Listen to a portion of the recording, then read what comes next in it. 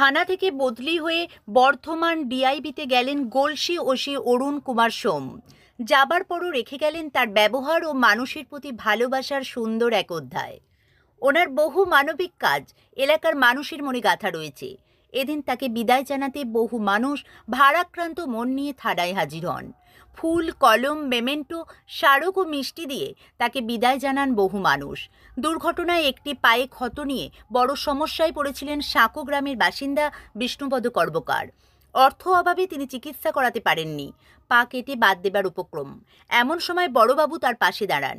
বড়বাবুর জন্য তিনি আজ নিজের পায়ে চলাফেরা করতে পারছেন বলে জানান। বড়বাবু আমার অনেক উপকার করেছে। একটা সময় আমি ঘরে পড়েছিলাম দীর্ঘদিন যাবৎ।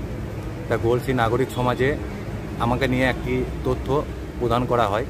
সেই তথ্যটি দেখে বড়বাবু আমার সাথে কন্ট্যাক্ট করেন এবং আমাকে 1 লাখ টাকা অনুদান দিয়ে সাহায্য করেন, যার ফলে আমি বাইরে যেয়ে অপারেশন করে আজ আমি হাঁটতে পারছি।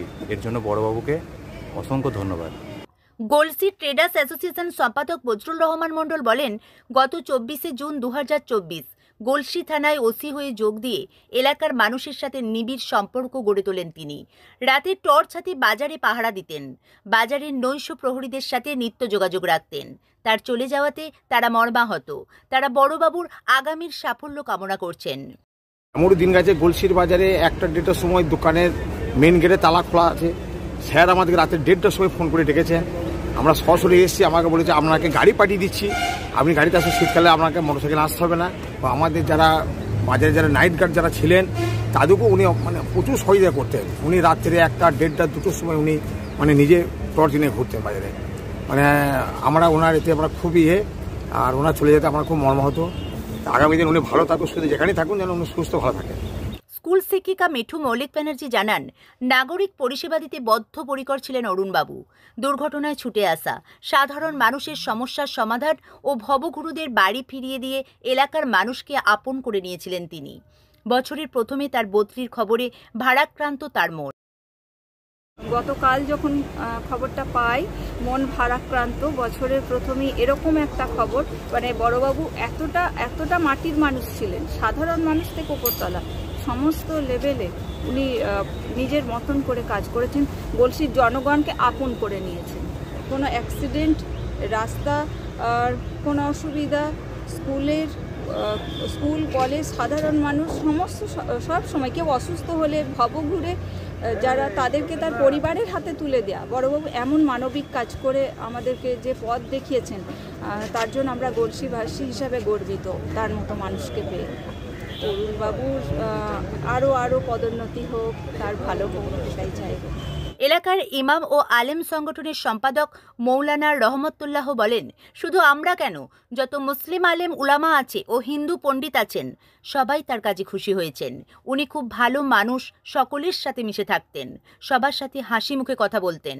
আমরা দোয়া করি আল্লাহ তাআলা ওনাকে দীর্ঘ আয়ু দেন ও আরও উচ্চ মহাকাম দেন। শুধু আমরা কেন, যত ইমাম মসজিদ আছেন, আলেম ওলামা আছেন, যত পণ্ডিত আছেন, সকলেই মাশাআল্লাহ খুশি হয়েছে, অনেক খুশি হয়েছে। কারণ ওনার ডিউটি এমন ধরনের ছিল যে কেউ বিরক্ত হয়নি। উনি পরিপূর্ণভাবে ডিউটি করেছেন, পুরো গলসি এলাকাকে ঠিক মতো ডেকোরেট করেছেন, কোনো প্রকার যাতে অসুবিধা না হয় সমস্ত জিনিস উনি করেছেন। উনি খুব ভালো মানুষ আর সকলের সাথে ঘুরে মেলে থাকতেন, সকলের সাথে সদয় ব্যবহার করতেন, খুশি মনে হাসি মুখে কথা বলতেন। সব থেকে বড় জিনিস, একটা মানুষ যে ভয় খায় যে পুলিশের কাছে যাবো, থরথর করে কাঁপা, উনি বড়বাবু ওসি সাহেব তো সকলে একবারে হাসি মুখে খুশি মুখে এসে ওনার সাথে সমস্ত কথাগুলো শেয়ার করেছেন। আর উনি সেরকমভাবে মানুষের সাথে ব্যবহার করেছেন। এই হচ্ছে কথা, সব থেকে বড় জিনিস। আমরা দোয়া করি যেনার জন্যে আল্লাহ তাআলা তেনাকে দীর্ঘ আয়ু দেন এবং আরও উচ্চতম মাকাম দেন। এরা আমাদেরকে ভীষণই ভালোবাসতেন। তো আমাকে তো মেয়ের মতনভাবে দেখতেন। আমাদের টিএসটির ডিপার্টমেন্টের ছেলেদিকেও ছেলের মতনভাবেই আমাদেরকে ভালোবাসতেন। তো আমরা স্যারের কাছ থেকে অনেক হেল্প পেয়েছি। তো স্যার চলে যাওয়াতে খুবই দুঃখিত। তো খারাপ লাগছে। স্যার যেন ভালো থাকেন যেখানেই থাকছে, আর আবার যেন স্যার পরে যেন আমাদের এখানে আসার চেষ্টা করে।